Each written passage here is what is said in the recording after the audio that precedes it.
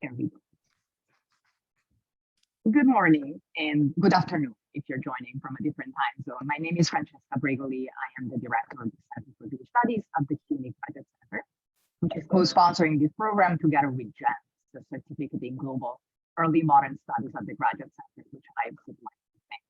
I want to thank you all for coming to this presentation of Jewish Politics in Spinoza's Amsterdam, the new book by Albert that has recently appeared with the Littman Library of Jewish Civilization. The book focuses on the age of Spinoza and Sabbatianism and asks a crucial question for the study of Jewish political thought. How did Amsterdam Jews come to think of their community as a theological political commonwealth? On a more personal note, I am so delighted to be able to host this presentation. Anne and I met in graduate school more than 20 years ago, and what a privilege and honor it is to be friends and learn from her scholarship throughout all these years. We're also very lucky to have Professor Alexander Kaye with us today, who's an expert on Jewish political thought and will discuss some of the books most salient. Now, before I introduce our speakers properly, let me make my usual pitch for the Center for Jewish Studies at the CUNY Graduate Center. Many of you are familiar with our activities, but if you're new to our events and would like to learn more about future programs, we'd love to hear from you. So please email us so we can keep you informed, put you on our mailing list. I will make sure to put the contact in the chat box in just a moment. I also want to mention that Littman Library is for Anne's book, which I will also put in the chat box. Francesca, sorry Yes. to interrupt for a sec. Your audio, I think, is coming in and out a little bit. Okay, let me remove my AirPods. By to the speakers, this may perhaps help a little more. Does it help? Okay. So as you can see, the talk is being recorded. It will later be uploaded to the YouTube channel of the Center for Jewish Studies at the Graduate Center. So I want to invite you to keep your microphones muted during the talk. And after the talk, we will have time for a Q&A. For the Q&A, feel free to use all the Zoom tools that you've become so familiar with in these past 3 years. You can use the hand raise function, or you can type question in the chat box. I'll make sure to call you in the order that we receive. If you're unable to unmute yourself, you can please type your question in the chat and I'll read it out for you. Now it's time to introduce our speakers. Oravetz Albert is the Klatt Family Director for Public Programs at the Herbert Katz Center for Advanced Judaic Studies at the University of Pennsylvania. She's also the executive editor of the Jewish Quarterly Review. She holds a PhD from Penn, and her research focuses on early modern Jewish cultural and religious history, political thought, and historiography. She is the author, of course, of Jewish Politics in Spinoza's Amsterdam, the book being presented today, and a co-editor of Frontiers of Jewish Scholarship, Expanding Origins, Transcending Borders. Alexander Kaye is Karl, Harry, and Helen Stoll Associate Professor of Israel Studies at Brandeis University. He earned his PhD from Columbia. His work explores Jewish political thought, the history of law, and theories of Jewish modernity. He is also an expert in Israel studies with a particular focus on the relation between law, religion, and politics in Israel and the history of religious Zionism. He is the author of The Invention of Jewish Theocracy that appeared in 2020 and the co-editor of The Faith of Fallen Jews, Yosef Hayim Yerushalmi, and the Writing of Jewish History. Thank you so much, Anne and Alex, and the floor is yours. Thank you so much. I just want to start by saying hello to everyone in the audience who I know and everyone who I don't know. Thank you so much, Francesca, for inviting me to do this. This is actually the first time I've really had a chance to talk about this brand new released book in a group beyond my, one-on-one. So that's really exciting. And thank you so much to the CUNY Graduate Center for making it possible. And also I am extremely grateful to Alex Kaye for making the time for this, not only for this hour, but I know for for engaging with the book, for spending time with it, and for being willing to talk about it with me. It's really an honor because I respect Alex's work so much. I am gonna talk, I intended for 15 minutes. I'm gonna be honest, it's probably a little more like 18. And I have just a few PowerPoint slides because some of what I'm going to talk about gets a little heady, and I just want to have something to help you all sort of clock where I'm going and what I'm saying as I go along. I will also say that I'm aware that the audience is sort of mixed. There's a mix of specialists and non-specialists and modernists and early modernists with us right now. So I tried to present things, or I will try to present things in a way that brings all of us together, but just know that if I say anything that sounds grossly overgeneralized and you're a specialist, like it might be partly for the audience. And if there's anything that just seems to make assumptions about shared knowledge, I'm sorry about that. And I got you and I see you and it's okay to ask. All right, so with that, I will share this PowerPoint and make sure that you all can see that. Somebody just nod or, okay, great. All right, so the sort of overarching message and theme of this book is that Amsterdam's Spanish and Portuguese Jews seem to have been just as obsessed with politics as their Christian counterparts in the 17th century. And on the face of things, it sort of makes sense that that would be so. This is a community that is built by returning conversos. So Jews who are becoming Jewish after having lived, and not only them, but their parents having lived and their parents' parents having lived as Catholics in Spain and Portugal following forced conversions. So there's a gap. I just want to flag at the start, there's a gap of over 100 years really between the time that these people's ancestors became Catholic and lost touch with lived open Judaism and the time that they start coming to Amsterdam and building a community totally from scratch.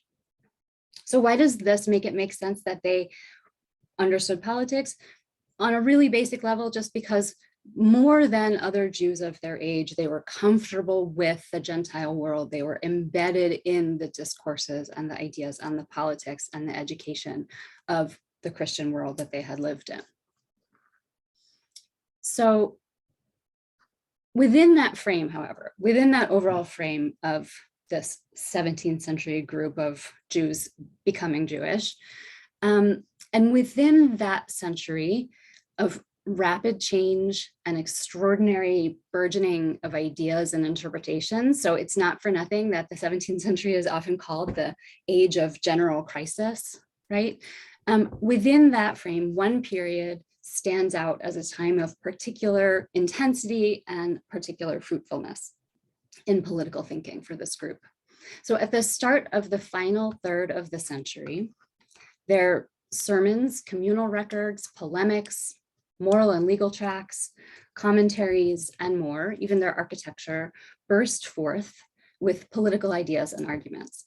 So what I argue in the book is that discernible through this din and mayhem is a shared effort on their part to understand the Jewish community as a kind of state. What do I mean by that? They treated it as a commonwealth, parallel to the concept of a Christian commonwealth. That is kind of another word for a polity, any kind of political entity, but with a little bit more specific content of the context of Anglo-Dutch and Atlantic world notions of what a polity is. They did that. They understood their community in those terms by incorporating the new political thought of that age, the age of Hobbes and Locke and Spinoza, into discussions of issues that really mattered to them. So when I began this project, these many years ago, I really started by looking for instances of Jewish thinkers responding or talking about, like being aware of the political thought of the age. You know, maybe they're going to mention the social contract. Maybe they're interested in absolutism. Maybe they're talking about monarchs, right? Maybe maybe they've thought about republics. This is very much like the meat of what historians of Jewish political thought often do. What I found was, I think, even deeper than that. What I found was that at this moment, again, in the final third of the century, is that they were repositioning their Jewish identity and their understanding of Jewish life with, at their core, politics and political history and what I came to see as politicality. So the sense of being political and having legitimate politics, and politics being a center of what they're about.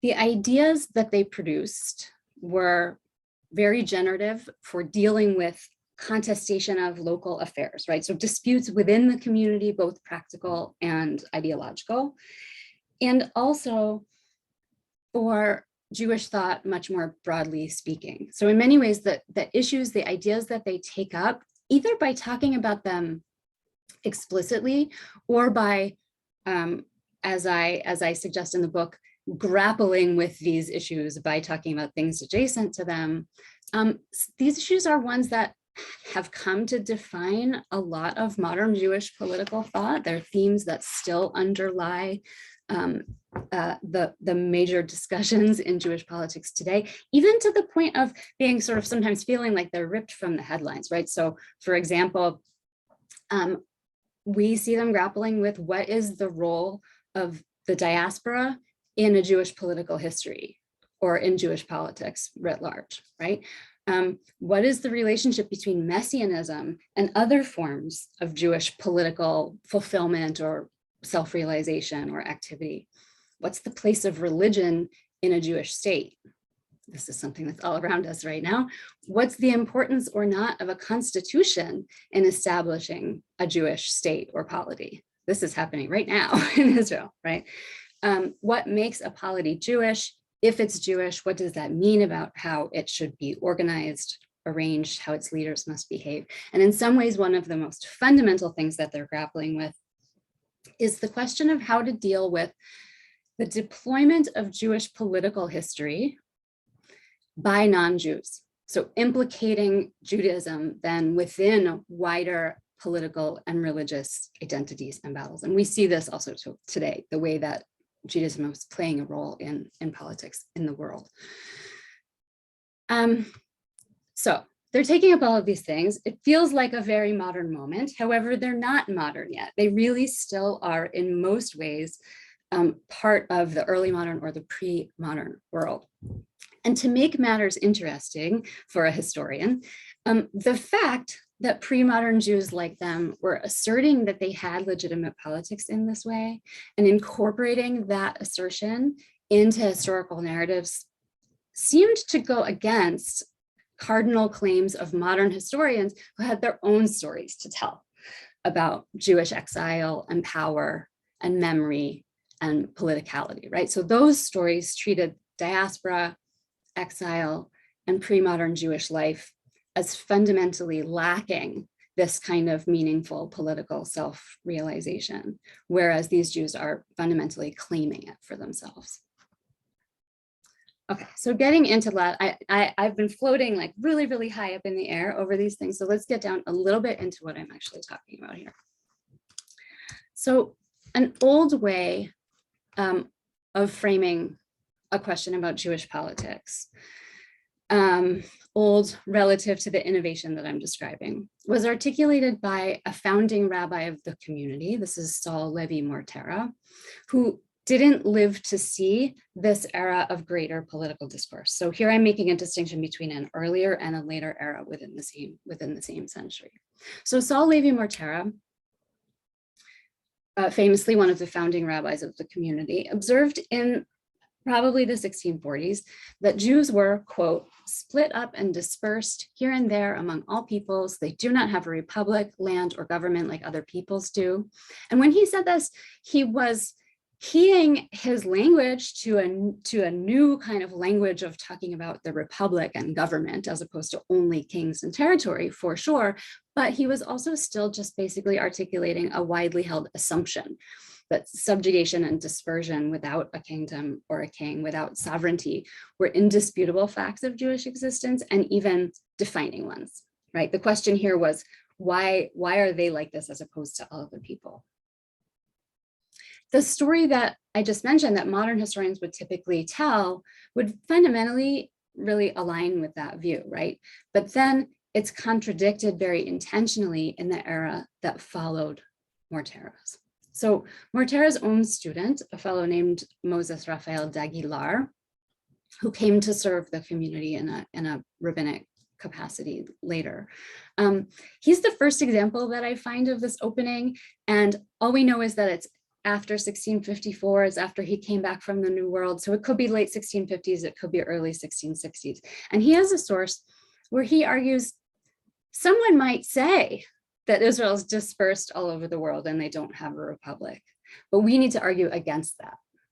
And here's how, right? So he opened up this idea, maybe actually Jews do have a republic somewhere.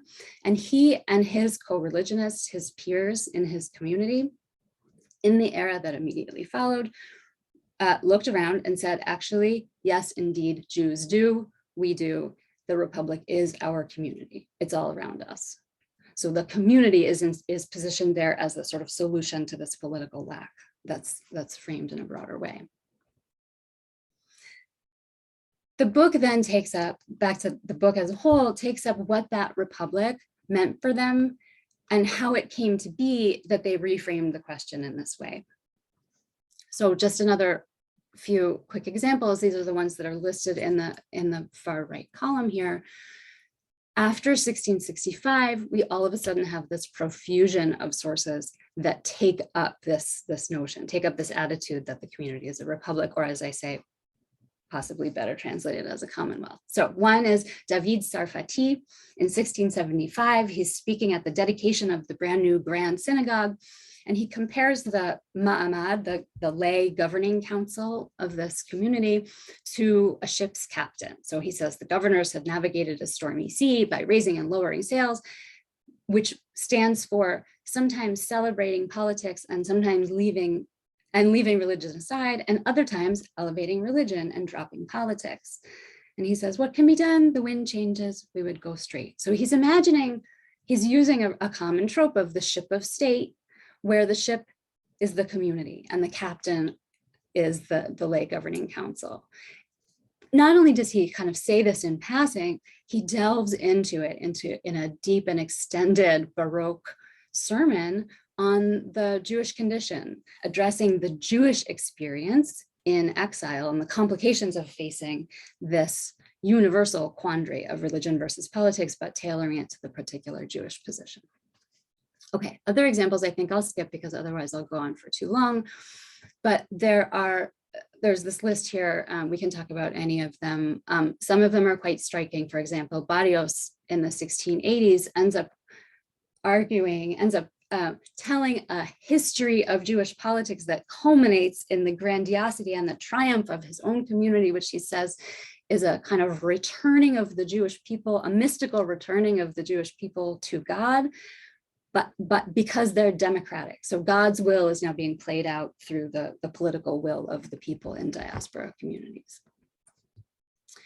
All right, so the big picture is this book is about their ideas in context. So much of the book really is drawing out what they're saying, who they're talking to, what sources are they using, and what issues in their immediate orbit they're working on, and what made this moment possible for them, and then ultimately about a broader narrative of historiography and Jewish politics.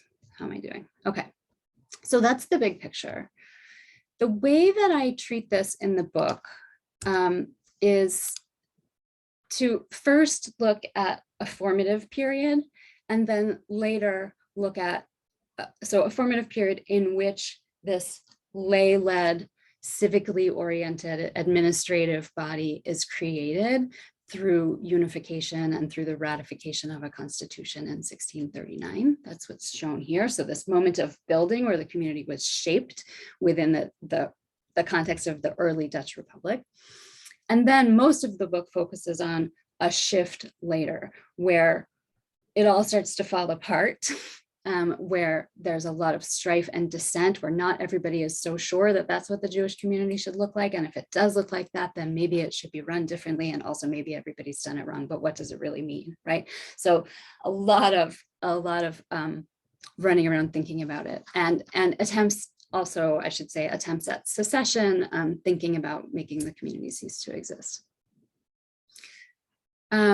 That later period, I've just listed here a few of the sort of key elements of that time that give you a flavor of how intense and how quickly changing things were.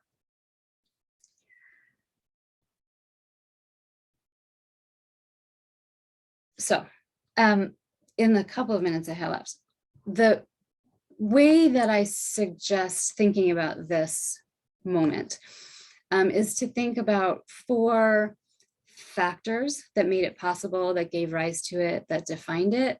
And also these 4 factors are also 4 areas in which I see the book as making some kind of intervention or offering some kind of new thought. So the 4 factors are the converso background and the Dutch context. So one way of thinking about this is just the unique story of this particular community, who these people were in particular, how that defined the way that they came to these questions.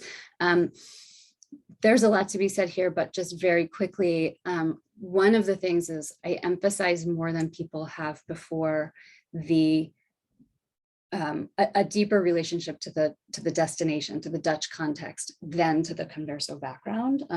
These figures are often treated as being having an ongoing deep connection to their Iberian and to their converso identity.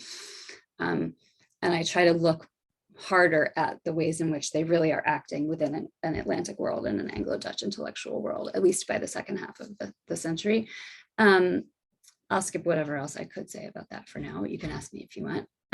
The second factor is the new politics of the mid 17th century. So here, the new politics of the Anglo-Dutch Atlantic world, these include ideas that could broadly be called discussions of the social contract, clericalism, church-state debates, the rights of the people and sources of sovereignty, and also very critically, the emergence of a way of talking about politics, a way of talking about a state, calling it a republica in their vernacular, or a republic sometimes in English, or in the English of the period, a commonwealth, that is newly capacious, that's newly able to be applied to kinds of political bodies or polities that aren't necessarily sovereign or aren't necessarily what a full-fledged state with territory. So there's a new sort of sense of a categorical term that just refers to polity. And that makes it much more possible for Jews to embrace it and to talk about their own situation in those terms. In addition, the other major component here is that this is a moment of, as many people have written and talked about, of Christian so-called political Hebraism. So Christians who are turning to the Bible, Jewish history, Jewish texts as sources for insight into what God intended politics to be like. And often, positioning themselves as the so-called New Israel and really using biblical examples, really using very detailed analysis of things that went on in the biblical and also immediately post-biblical era to say that X or Y is how Christians ought to order their state. To some extent, I see the political thinking that the Spanish and Portuguese Jews in Amsterdam take up in this time as a kind of response, a reappropriation of that appropriation. They're taking back the idea of that ancient Jewish politicality and the meaning of the Bible and Jewish political history for their own narratives as opposed to Christian narratives. All right, the third I'm really almost through. The third factor is Spinoza, right? So this period, 1665 to 1685, has a lot of things that tie it together. Spinoza published his theological political treatise right in 1670, right in the middle of it. Spinoza, of course, was a member of this community. He was himself born to returned conversos, and he grew up and was educated within this community during the early period covered by the book, but he was excommunicated in 1656. So the later period when his former peers were talking about all this, he was not there. He was out of the community doing his own thing, and in fact, publishing this treatise that took up political ideas and Jewish political history and a very strong idea about Jewish politicality, but treated it for a Christian republic. All right, there's a challenge that Spinoza presents to Judaism there, essentially arguing that Jewish law was political in its origination. It was created as the civic religion of the Republic of Moses. And when Jews lost that republic, when they no longer had a state in which to enact that law, it made no sense to continue it, right? So Judaism is obsolete. And furthermore, in an ideal Christian polity, in the present day, there would be no room for Jewish self-government and separation in the way that his former peers really value, right? In the way that they've set up this very strong administrative community. Okay, so fair enough, like they could just say, thank you, no thank you, we're not interested. But they share so much this underlying perspective with Spinoza of being interested in Jewish politicality and wanting to embrace the idea that that Judaism was originally political and centrally political, and that politics are core to them, that it becomes hard to reject. And one of the things that they do then, you can see that if their response is basically, yeah, sure enough, if we had no state, then it doesn't make sense to have, if we have no polity, we can't have politics. But if we have a polity, which we do, look around, we're in one. Now, what does it mean to have politics? And now what do Jewish biblical politics mean? Now, then the complicated thing is, then it becomes problematic actually, because the community is not really run like the biblical polity. And so how do you start working out what the Jewish community should look like? It's a great polemical position, but then it actually makes things even harder for them. All right, the final factor that defines this moment is Sabbatianism. This is the messianic movement of Shabtai Tzvi that sort of came to a head, that peaked in 1665, 1666. You could say to me, okay, it's all over right at the start of this period, so why are we still talking about it in 1680, 1685? One of the things I argue in the book is that it seems to have been a more still alive issue through most of these first couple of decades. So what I mean by a live issue is, first, most of that time, even though he's converted to Islam and he's shunted off to a remote location, Shabtai Tzvi is still alive. He's sending letters to his followers. And what it looks like in Amsterdam, and this is based on other people's scholarship totally, is that nobody's really minding so much about the people who are still thinking that it's going to happen, right? This is an early period in Sabbatianism that's not really acknowledged very much. That's after the apostasy, after the failure of the mass movement of expectation that, oh, Jews are going to have a king any minute. But before, Sabbatianism has been really fully converted and altered into an abstract mystical movement, and before the whole movement has been reinterpreted into something else. And so still live in the way that people are talking to each other in Amsterdam in the late 1660s and 1670s is an awareness of the possibility of Jewish political arising, right? Of Jewish political legitimacy. Restoration sounds like the rise of a kingship, but they sort of convert that interest, that expectation, that excitement into looking around them at a different form of politics. Okay, that's that's what I have to give you right now about, I apologize for going long, about the book. I'm going to stop sharing and invite Alex to press me on some of this. Thanks, Anne. Hi, everyone. The first thing, actually, the most important thing I need to tell everybody is that this book is spectacularly good, spectacularly good. This is the kind of book that if I'd have come across when I was younger, it would have made me want to be a historian. There are some like great books that I read, when I was younger and sort of set me on this path of scholarship, and this is in that vein. You heard a little bit from Anne's sort of overview just now of the amount of ground that is covered here, both in terms of just the number of years, but also there are so many. There's like a magnificent cast of characters. It's almost like reading a novel in the Dutch Jewish community. But also Anne brings in big names, Locke, Hobbes, Machiavelli, and so on. But you also need to know how Pico della Mirandola impacted these people's thinking as well, and people that are not quite as sort of known in outside of some circles of scholars of political thought. I'll also add that one of the great strengths of this book, to my mind, is a kind of refocusing, and this is particularly important for intellectual history. Often the things that are sort of remembered 2, 3, 4, 5 centuries later are not at all the things that were most important at the time. And even if they were important, they're often remembered in different ways.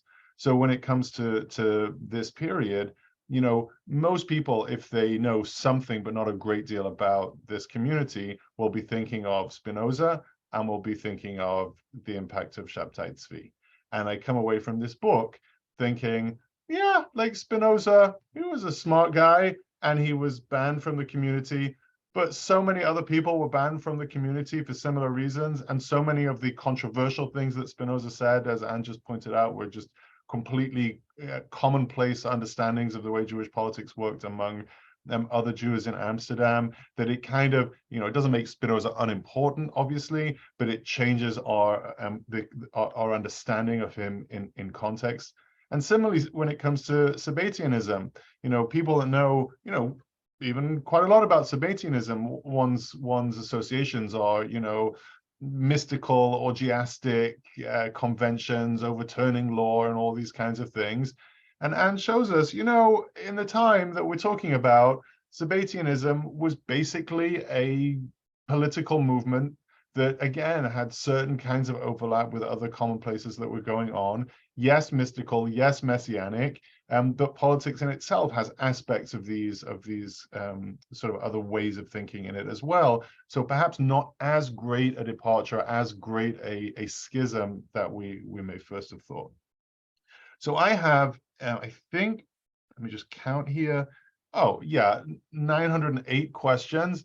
And so I'm not sure I'll get through all of them. I also should mention, and Anne and Francesca know this, I actually teach in a little while, so I'm going to skip off like a few minutes before this ends, so please nobody read anything into that. I'm hugely enthusiastic about this book and everyone must read it. So, Anne, can we start with the word politics?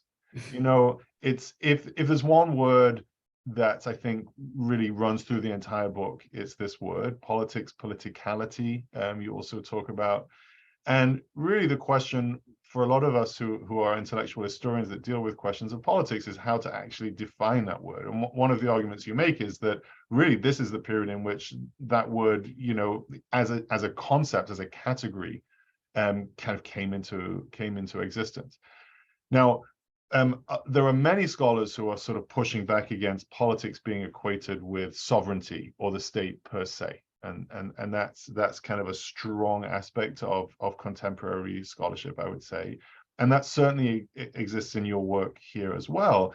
But you bring in other kinds of ways of thinking about politics that I think are not so current in the wider conversation, especially among modern scholarship. Politics to do with questions of edifices, like actual physical buildings, politics is to do with how close people physically live in each other's orbit. Politics is to do with, autonomy, judicial autonomy, but it's not just that, because you push against the way that certain 20th century historians define politics in that way.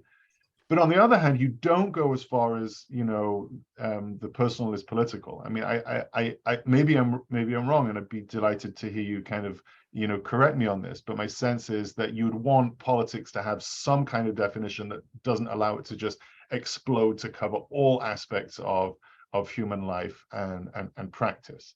So maybe you could talk to us for a second about how you understand that word, why it came into existence in this particular period, and how the definitions of politics in your book may help us think about Jewish political thought more broadly. Okay, fantastic. Just a little question. I can just bang that one out. Okay, so there's a few things I think in what, first of all, thank you so much, Alex, for the kind things that you said about this work. There's a few things in what you said that I kind of want to pull apart into different strands. So one is the word politics and what's going on with the word, so the terminology in the era, and how I think it helps us talk about this period. And another strand is what that then includes, and I think talking a little bit about like high versus low culture and sort of abstract political ideas versus what people are doing on the ground. Okay, so in the first area, what I think is useful is to really ground what we're talking about for this community in terms of the way that the words were used in their immediate context. So rather than taking a modern idea of politics, like we all think we know what politics is, it's a word that's in our language, that's normal, and looking for it, saying, well, is this politics? Is there politics here? Is there politics there? What's much more useful is to find places where these figures are using that word and related words, right? Just to sort out what they're doing with that and how it relates to contemporary ideas. They do frequently use the word, like the cognate of politics, politica. In fact, I make an argument at one point in the book that that this is sort of the moment of the introduction of that word deeply into Jewish thought, right? So we may have an idea that things that Jews have done across history were political, or ideas that they have were political, according to a modern definition of what we know is political. But this is the moment at which Jews themselves were for the first time grappling with what is political and saying to themselves, we're political, and do we have politics or do we don't, and how does it relate to other things that we are? All right, so how and why are they bringing that in? What I suggest is in the book is that they're doing it in response to discourses that are around them that have also evolved a broader conception of the polity or politics to include all kinds of different political arrangements. But as you say, Alex, not just anything, like not just anything that could be conceived of as maybe affecting other people or enacting change in the world, right? So the context of the emergence of this categorical concept of the polity or the republica or the commonwealth is particular to a time and place where the way that they were thinking about what a polity is was a little more specifically defined, right? What am I on about? So basically, the notion of the polity that became a generic term was in this moment the way that especially English political thinkers thought about what a state was, and it's typically translated as commonwealth. Commonwealth connotes not only not only some kind of governing authority, right? One might say that a polity is anything where somebody is governing someone else. A commonwealth in this context connotes also the joining together of multiple people with shared interests to create a unity of interest, which can then be wielded. And the interest can be economic, right? That's in the word with wealth, commonwealth. So it's shared finances and shared material interests. It can also be shared religious interests. It can also be shared ideology. Commonwealth also definitely connotes local connectedness. So it doesn't necessarily mean territory, right? We're accustomed to thinking of a state as being sovereign and territorial, but the idea of a commonwealth is much more connected to people being in a locality with each other, encountering each other, being close to each other, being in conversation with each other, both physically and abstractly. So it's that idea of a polity that they're playing with. So they make their community more or less in those terms, and then they use it to describe what they've got. The second thing about what's political, like what scale of activity is political, I think I kind of already answered it, but I'll also just say you refer to edifices, and I do talk in the book about the meaning of the construction of the synagogue, which was interpreted in the moment of its completion, and actually in the moment of during its construction, as a site of the Jewish Commonwealth, as a site specifically not of spiritual or in addition to a site for prayer and spiritual fulfillment, also as a site of Jewish lay rule over other Jews. So there's a lot of interpretations of the synagogue right when it comes out as being the place where the Ma'amad has created a site of Jewish rule on earth, right? So again, it's not territory, it's not sovereign, but it is a space in which Jews are coming together and seeing each other as shared members of a polity. Can I say one of the things I find so fruitful about the focus on commonwealth and the way that you just explained it and just interpreted it from this period is that it gets away from, on the one hand, sovereignty and the state and all of that kind of thing, but it also gets away from I guess for want of a better word, a metaphysical idea of what the nation is in its entirety, you know. So, you know, the entirety of the Jewish people, what is it to be Am Yisrael? And it gets towards thinking about politics essentially in common sense ways. I have to say, as an Englishman, I think there's something in my upbringing actually that makes me feel so much more comfortable. And not that English politics is perfect by any means, don't get me wrong, but there's something in English political thought from this period until certainly the 19th and early 20th centuries that kind of really is allergic to any ideas of the kind of metaphysical importance or the cosmic importance of the nation per se, and to interpret what is a government. A government is essentially a technical body that helps people live together in practical, common sense ways, as opposed to sort of more German romantic ideas of what the nation is and how the state is connected to that, and so on. And so, although from one perspective we could see this as kind of like hyper situated in a few decades of the 17th century in a particular place, I think there's something about this thought that, first of all, continues. There is a genealogical thread that does bring us through to today. And also, I think it's a thread that is something that's worth really recovering or re-emphasizing today in a moment where these kind of metaphysical romantic ideas of nationalism are turning violent and exclusionary in all kinds of ways. And if we sort of refocused on the political as, hey, like, the people that live basically near you and you have some common interest with, how can you kind of live productively with those people? So this gets me on to it's actually quite inspiring. I think it's quite wonderful. It gets me on to this other question now about how your subjects think about their own political existence as Jews. by contrast to early ideas of like, the people of Israel. And this gets to the question now of what it means to have a politics in exile. And one of the things your book does tremendously well is it sets aside, if you like, a third way. So there are people that will say, well, in exile, there's no politics. That's the definition of exile, that Jews don't have politics.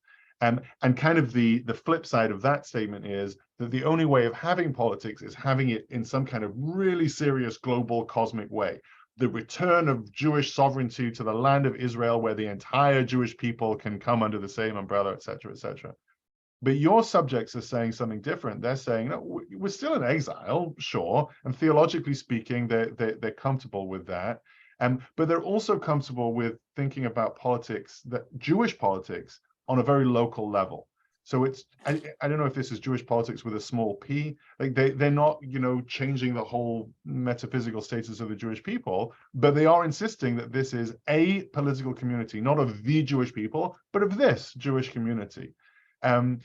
So I guess I need to turn this into a question by saying, what do you think about that, or something like that? But I just found it like so productive and interesting, especially given, and I'm afraid I'm a little bit presentist sometimes with my own interests when it comes to debates among Jewish people today regarding Zionism, regarding, the unity of the Jewish people, and these constant alarms of, oh my gosh, there's a schism, the Jewish people aren't held together. They disagree about a thing and we're going to be torn apart and all of that kind of thing. And like, here's a model of saying, well, of course, it's like a huge group of people spread out over the whole globe. So if we think politically, like, let's think locally. Yes. My answer is yes. First of all, I so appreciate the way you put that, because although, this book is really a work of history that dwells in the 17th century, but what you're saying is always in the back of my mind, very much. And so it's really exciting to be able to sort of put it in those terms. A few things. So where you started with that they're not using the nation as a basis for their politics. Yes, they're not. So famously, this community is, this is one of the things that's sort of counterintuitive about what I'm suggesting here, because famously this community calls itself the nation and the Psalm, right? They understand themselves as being both different from other Jews, belonging to a particular Portuguese nation, and even sometimes like belonging to that nation, even including people who aren't technically Jewish because they haven't reconverted, right? So there's a sense in the way that people think about this community that ethnicity or nationhood or nationality is really core to them. And so when I say that they're not basing their politics on that, I think it's rather striking. What do I mean by that? They're turning to a local, mutually constituted body as opposed to anything that goes beyond the local. So the way that they form this community is through, I actually, in a sort of facile comparison in the book, I compare it to the Mayflower Compact. They basically come together. And this is, I was thinking too, when you said as an Englishman, I think also as an American, right? It's a similar tradition of thinking about constituting a state or constituting politics through mutuality and compact rather than through some pre-existing national ethnic connection. So that's what they do. They constitute their community in those terms. Very interesting, though, to talk about it as English as opposed to maybe German. I think that there are trails of that if we think about 20th century Jewish historiography, that the emphasis on the nation perhaps comes through the German tradition. And this more English and American and Atlantic one is kind of lost from the way that people talk about Jewish politics. An example of it, just for, again, sort of for flavor, is one of the things I really love is this one figure, Isaac Arroyo de Castro, is talking about, he wants to talk about, okay, he's arguing against Christians who claim that Jews have lost any kind of political authority after Christianity came into being. And instead of talking about the Republic of Moses, which is the typical sort of go-to for Christians and also for some Jews to think about models for Jewish politics. He turns to what he calls the Republic of Judah.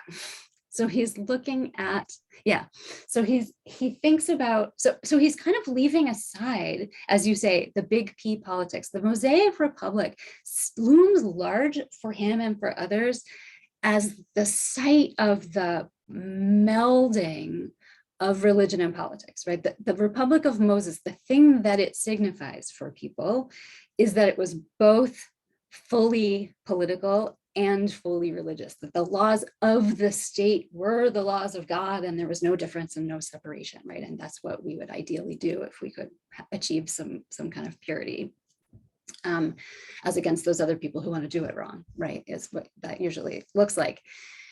So he kind of leaves aside that issue and he wants to talk about Judah. And he's saying about Judah that he had his own tribe and it was a republic because it was self-ruled, that it didn't have to listen to anybody else. There's other Jews, right? It's not the entirety of the Jewish people in the way that the Republic of Moses represents all Jews. The Republic of Judah was just one group of Jews. And he talks about them living together in one place and having a shared flag. And then, so he's adopting a different kind of model that I think is much more applicable to the situation in Amsterdam, which is one group of Jews who are ruling themselves because they're in one place.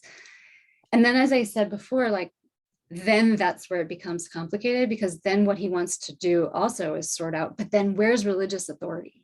Like, what is Jewish law with respect to the Judah and his self-rule? If Judah is sovereign and his sovereignty is how we know that Jews didn't lose republics, right? Then, but what about the judges? Like, what about what Moses was given? And so then he ends up arguing that there's always a kind of high religious court that supersedes all Jews and that's separate, and that's what the rabbis still are today. So he's actually separating, even though he's giving rabbis a lot of props, he's also separating them out and saying that's not really politics. There's like the religious law that's done a certain way, but we constitute our own people-driven communities. Francesca, I know you want to leave time for questions from everybody else. Is this the moment to do that? Would you, if you would like to, I think there may be time for one more question from you, but we can also go into the Q&A if you prefer. So I know that your time is. Great. I'll just slip one in, and I think it's going to take us all into the Q&A, and then I'm going to run and teach. Because the thing that Anne just mentioned, which is this relationship between religion and politics, is obviously a burning question. And one of the things the book makes crystal clear is that there's a need to strongly differentiate between the category of religion or God's will or the Mosaic tradition or lots of things in that bucket and rabbinical authority. Those two things, in the eyes of these people, and I'd add in the eyes of many Jewish thinkers over many centuries, those two things are not identical. So you could have a polity which expresses God's will in the world, which is, some kind of inherited authority from the Mosaic compact, or but in which the whole polity is run by lay people, rabbis or employees who can be chucked out, and that the law of the community, while recognizing or incorporating halachic law to some degree, is not the same as halachic law, but is other kinds of things. And yet you have lay leaders of this community not allowing their own members to pray outside of the synagogue, because they regard the idea of 10 male Jews praying together as having a political significance as well. So there's this, on the one hand, differentiation between kind of rabbinic authority and kind of God's will, but at the same time, this like strong political significance of certain kinds of religious acts, especially acts of communal prayer. And I'm thinking of Abu Ab's work, obviously. So again, this is just I'm pointing this out as a completely counterintuitive, but also very brilliant insight of yours. And if you'd like to talk about it, I'm sure it would be so interesting for everybody, but also I'll leave to Francesca to know if you want to run into questions here. Whatever works best for you. Should I just answer briefly? Yeah, so what Alex is referring to is this treatise on excommunication that's published by the rabbi of the community, Isaac Abba de Fonseca, in 1680, that appears to be, well, that's explicitly responding to people in the community who are defying the Mahamad's authority. And we know from outside sources that there were in fact people in the community who are defying the Mahamad's authority and trying to leave the community in various interesting ways that I won't get into. But in his discussion of excommunication, what he does basically is writ large, what he's doing is arguing that the lay leaders rightfully wield the cherem. So the lay leaders, as the head of this lay administered and constitutionally empowered body, as the officials of the group of Jews, have control over the cherem. And that's tied in with this idea that any group of Jews, a group of a sufficient number of ritually eligible Jews, so adult men, have political significance and essentially together have the capability of creating a kind of polity. Because halachically, according to the halacha that they're using, such a group of Jews can create a cherem, basically can by their very virtue of agreeing on something, create something that then is binding. So sort of like in its nub, that's the origin of political authority that they're saying this community is based on. So they've made a compact, they've made a constitution, it's very striking, they've all signed it, right? All of their signatures, it looks like the American Constitution with all of these John Hancocks. But they haven't just made any kind of contract that they're all signing. If you read closely what the content of the Constitution does, it establishes that body as the unit that wields the political authority of those people. And they don't talk about halacha in that Constitution, but when Aboab writes about the excommunication and about the Constitution 40 years later, he makes clear, and he was alive, he was there when the Constitution was written, he makes clear that that's the rabbinic idea that's underneath the Constitution. That all along they understood that what they were doing was using this authority of the cherem to create a body that has authority, and that's how it was rabbinically justified that they could create a community like this. Yeah, that's, maybe I'll stop there. Let me jump in, Alex. I know that you have to run, and thank you. I'll just say thank you, Francesca. Thank you for inviting me, and thank you for this magnificent book. Thank you so much, Alex. It's been a really fun conversation. We'll have to talk more. Thank you so much for joining us. We're gonna open the Q&A right now. As you're thinking about your questions, again, you can use all the Zoom tools at your disposal. I have a question, so I'll just start with this. And I was wondering if you can tell us more about the sources that you mined for your book, because first of all, you found new sources, but you also were able to really mine for information about Jewish political thought, some sermons that were previously known but had not been read in that way. So tell us more about what you found in the archives, in your trip to Amsterdam, and in the published sources. Yeah, okay, so the sources that I sort of press into service here are, as you say, a combination of new ones that more or less hadn't been examined, either known about or examined by historians.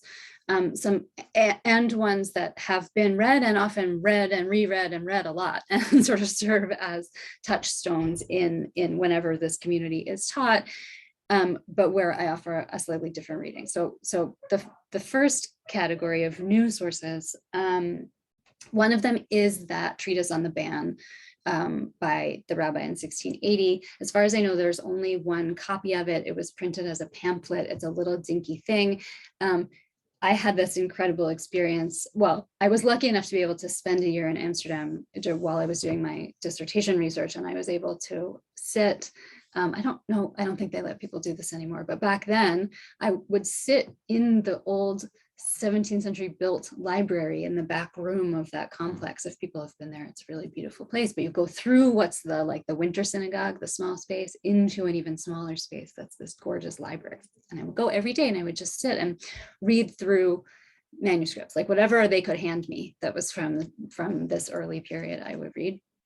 And at one point I was sitting there and the cataloger was at a desk, 6 feet away, and said, "Oh, this might interest you. I just came across this. It wasn't in the catalog. It wasn't anywhere." And he handed it to me, and it was this treatise by the head rabbi. It tells us so much. I mean, it really, really brings to the fore the intensity of the debate and the strife that was taking place in this time, in this later period, that it was taken seriously. And also the sources that we have about those disagreements and that strife in the 1670s are, aside from this, have been mainly taken from archival sources. So they're looking at court cases, and so they've been read as kind of like economic arguments or legal fights or clashes of opposing families, right? But what Abob's treatise does is show us that there was this ideological and this abstract component of it, that people were making arguments publicly with each other about what was correct and how different forms of communal activity could be justified in both halachic terms and also in terms that were pretty obviously drawn from Hobbes and Locke and the DeWitt brothers and Spinoza. Okay, so there's that, and then there's a few other books of sermons that are just things that have gone under the radar. The other thing is, and I'll try to be brief, is that a lot of the sources, a lot of the sources that talk about the community, or even that talk about politics by name or religion by name, have been read sort of with blinders to that. So earlier historians, I think, came to this community with the shared assumption that politics per se is not something that Jews would be talking about as it applied to themselves. So one example is these moralistic works of Abraham Pereira, who was he was a Sabbatian enthusiast, and he wrote a big book right at the moment of Sabbatian excitement, and then he wrote a sequel sort of post, when he was still maybe not about it in 1671. And he talks a lot, I mean, really a whole section, a giant section of the book is explicitly about divine politics. I mean, that's the title of it. And the content of that section is about how people should behave in a Jewish republic or a Jewish commonwealth, and how the subjects should obey the governors, and what kind of relationships should obtain in a republic or a commonwealth like that. But somehow it hasn't been read as doing that, because it's, in fact, there's one scholar who, he's of a different age, it's mid 20th century, but who literally looked at it and said, well, he must be talking about heresy. So really, he's obsessed with heresy and Machiavellianism. So he's talking about Machiavellianism as a placeholder for just saying things that are wrong about God. And he only uses political language because that's the language of the Spanish sources that treat that. So there's just a kind of an unwillingness to bring politics. Thank you so much. Do we have any questions from our audience? Again, feel free to.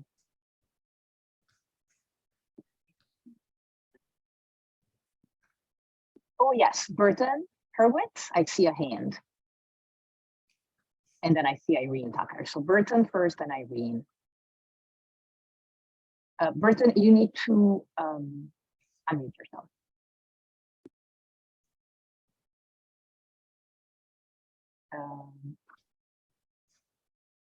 Why?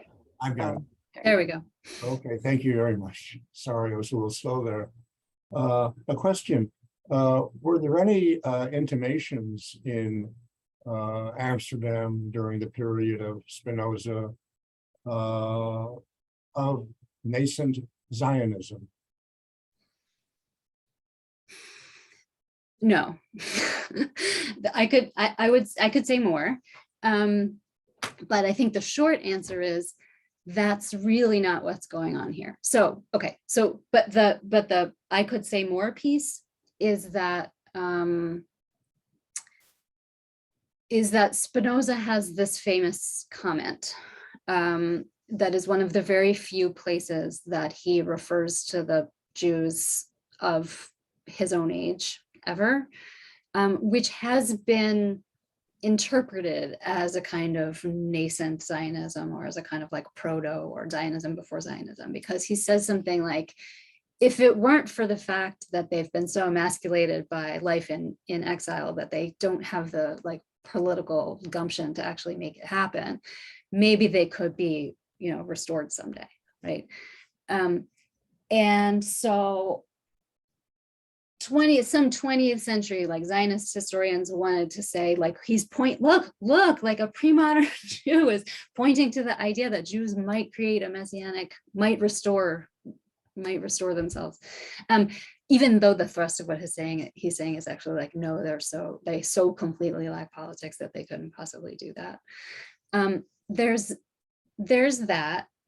I don't really see that as being proto-Zionist. I think what he's really talking about, he's not so much interested in Zionism. He's interested in thinking about whether or not Jews are political right now. And he's saying they're not.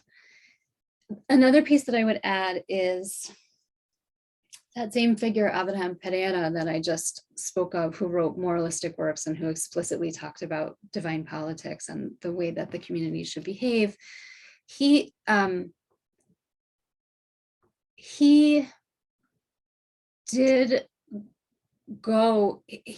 left Amsterdam, went at the moment of Sabbatian excitement and went to go meet the Messiah.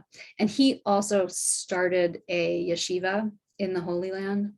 And I think that it's not Zionism, but there is maybe a more immediate sort of sense right in this moment that there might be a renewal of Jewish political life in the Holy Land as part of a messianic situation. But I think that's really as far as I would go with that. Thank you. Irene Tucker.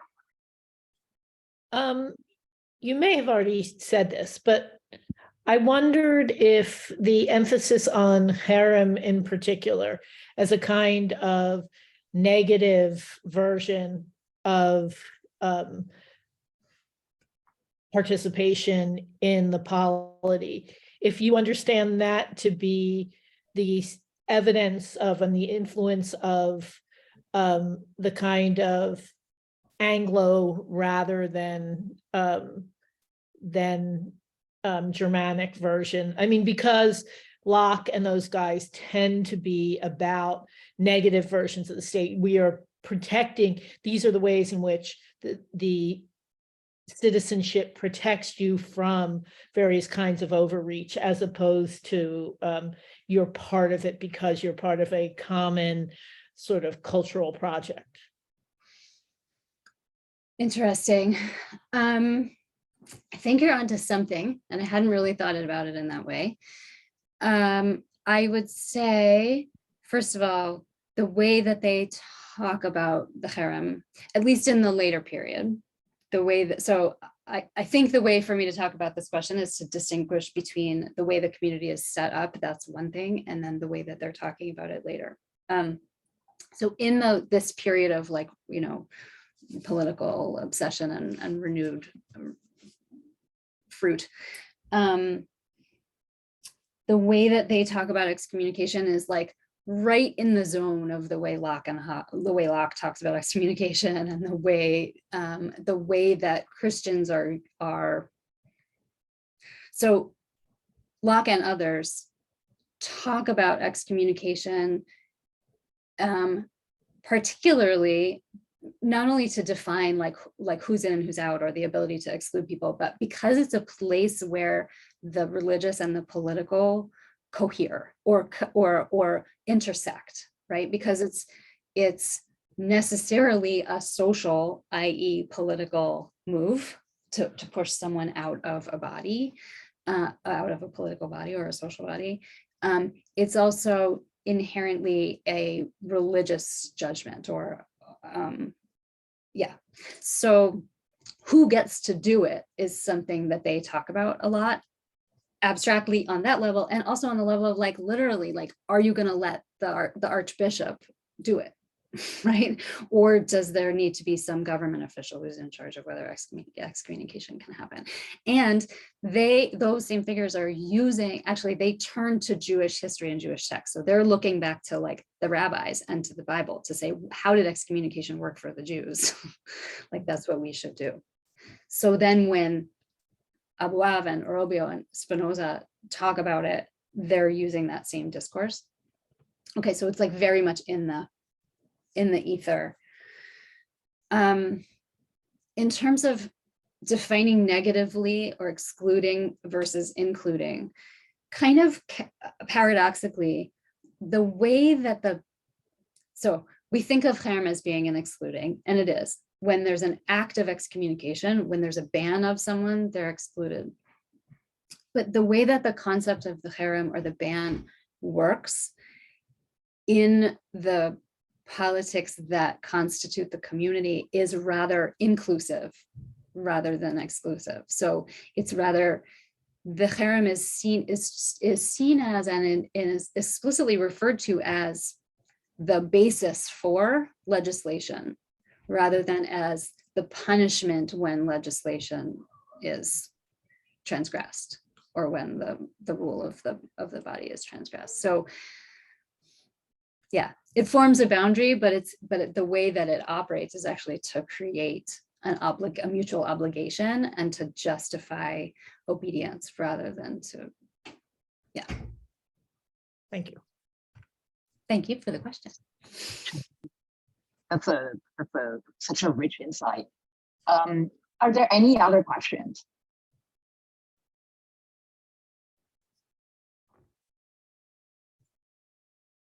If there are no other questions, I just want to thank you so much, Anne, for writing a spectacular book.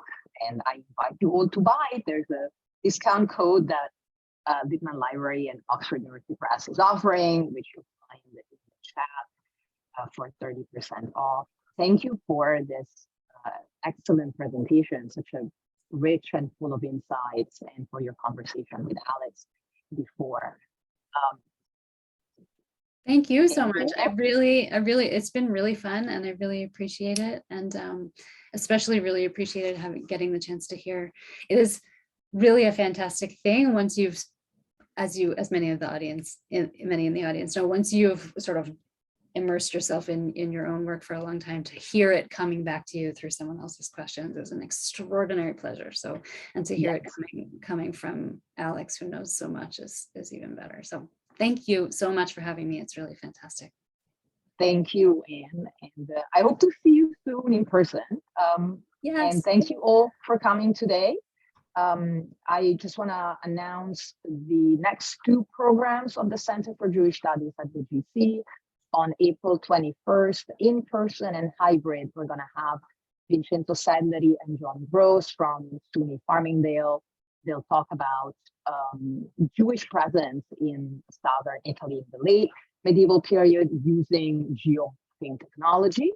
And on May 12th, we're going to host Josh Lambert on the literary mafia, Jews publishing and post-American literature. So if you'd like to come to these programs, please join our mailing list and you'll get all the updates. Thank you again. Have a wonderful rest of your day. Thank you so much, Anne. Thanks, everyone. Thanks, Francesca. It's wonderful to see you.